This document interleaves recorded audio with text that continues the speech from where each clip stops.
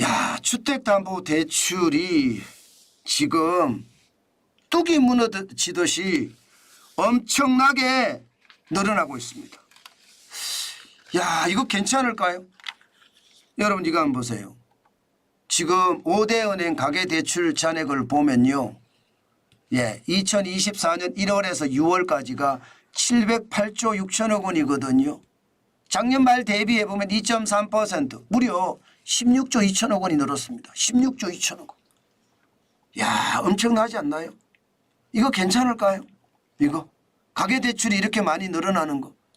2019년 대비해서 2023년은 13.6%가 늘어나고 81조 6천억 원이 늘어났는데 지금 16조 2천억 원이 늘어나니까 굉장히 빠른 속도로 늘어난다는 뜻입니다. 문제는 여러분 주택담보대출이 너무 많이 늘어요. 올해 들어서만 지금 1월에 4조 4천억 원이 늘었습니다. 2월에는 2조 7천억 원. 3월에는 4천억 원이 줄었어요. 그러더니 4월에는 4조 3천억 원. 5월에도 5조 3천억 원. 6월에는 5조 8천억 원. 5조 8천억 원. 5조 8천억 원이라는 숫자는요. 여러분 이게 결코 말입니다. 적지 않습니다. 거의 2년 8개월 만에 최대치를 기록했습니다. 2년 8개월 만에. 그 정도로 말입니다. 주택담보대출에 대한 어떤 증가폭은 굉장히 빠른 속도로 늘어난다는 뜻입니다. 게다가 말입니다. 작년 말부터도 보면 지금 제일 심각한 게 주택담보대출입니다. 2022년 12월에 529조 9천억 원이었거든요. 그런데 6월에 552조 2천억 원, 23조 3천억 원이 늘었습니다. 23조 3천억 원. 개인 신용대출은 오히려 3조 7천억 원이 줄었고요. 기타 대출도 2조 4천억 원이 줄었습니다. 담보대출만 엄청나게 늘어난다는 뜻이에요. 이거 괜찮겠냐 이거죠. 저는 시장을 볼 때마다 저는 지독하게 보거든요. 특히 말입니다. 특히 주택담보대출이 왜 늘어났는지 그 속을 들여다봤습니다. 그랬더니 특례 대출들이 많은 거예요. 특례 대출들. 뭐 신혼부부 대출, 청년주택 대출 이런 특례 대출들이 굉장히 많아진 거예요. 그러면서 주택담보대출이 엄청 늘은 겁니다.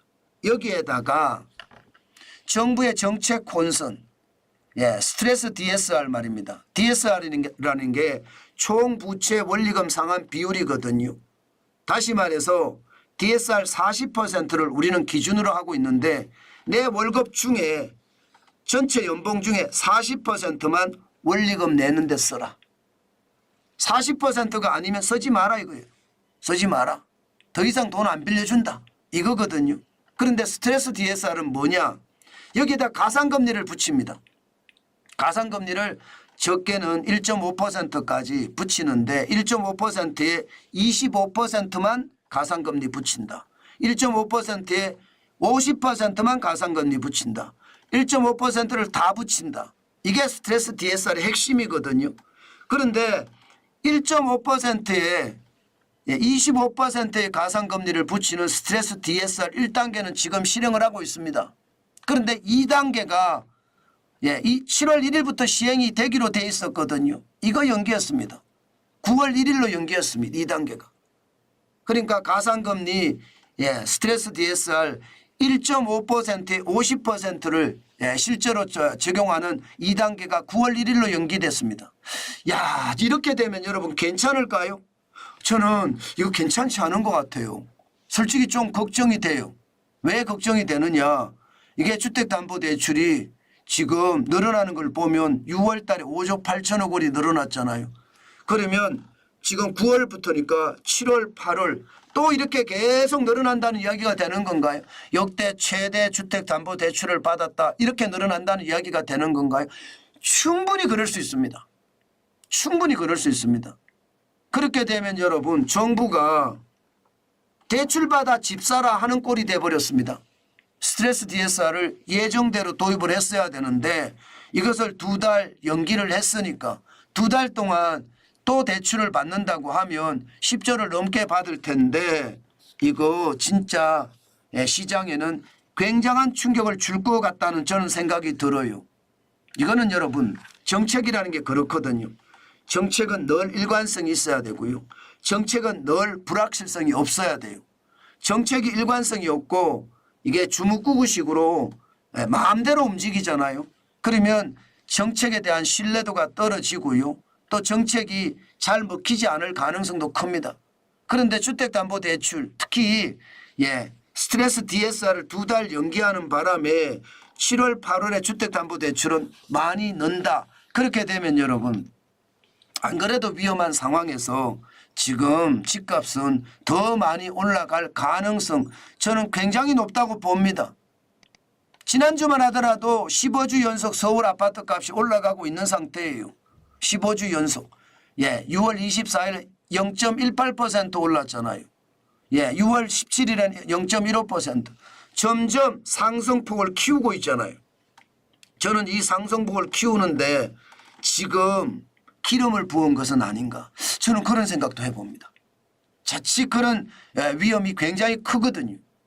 안 그래도 집값이 올라가려 꿈틀꿈틀 하고 있는데 거기다가 대출까지 많이 해준다. 이것을 막던 것을 더 뒤로 연장해서 2달 더 대출을 해준다. 야, 이거 쉽지 않아 보입니다. 여러분도 알다시피 서울 아파트 평균 거래 금액은 이미 역대 최고치를 넘어섰습니다. 지난 5월에 11억 8,708만 원으로 역대 최고치거든요.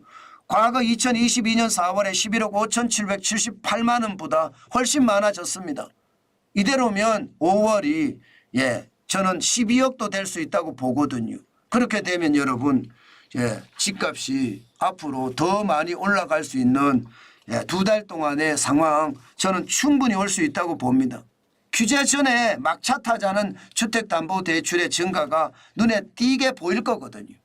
그만큼 규제가 2달 물려졌으니까 지금이라도 빠르게 대출을 받아서 집을 사야 되겠다. 그런 사람들이 많아질 수 있다는 이야기니까 시장의 위협은 저는 점점 더 커지는 것 같습니다. 그런 위협이 커지면 커지는 만큼 말입니다. 시장에는 더 큰 위험이 저는 커지지 않을까 그런 생각을 해보거든요. 진짜 안타까운 일이지만 그런 일이 벌어질까 사실은 굉장히 두렵습니다. 집값이라는 게 서민생활 주거안정이라는 게 굉장히 중요한 요소잖아요. 그런데 주거안정이 되지 않으면 그 위험이 얼마나 커지는지 여러분들도 아시잖아요. 집이 없으면 불안합니다. 전세 살고 있을 때 저도 그런 느낌이 좀 있었거든요. 집주인이 좀 불안하게 하면 항상 불안하게 느꼈어요. 그리고 집을 사고 나니까 안정감이 더 커지더라고요. 결국 말입니다. 많은 사람들이 이런 생각이 있거든요. 요즘 전세금 계속 올라가고 있습니다. 부동산 정책 중에 과거 정부의 정책 임대차 2법 이거 시장을 굉장히 충격적으로 만들어 놓고 있거든요. 개편 안 합니다. 경제가 나빠지면 나빠질수록 더불어민주당이나 야당 입장에서는 더 좋은 일이 되잖아요. 그러다 보니까 안 하는데 이거 진짜 가슴 아프다 그런 생각하거든요. 그만큼 말입니다. 저는 결국 주택담보대출이 많이 늘어난다는 것은 집값을 더 올릴 수 있는 요소가 된다.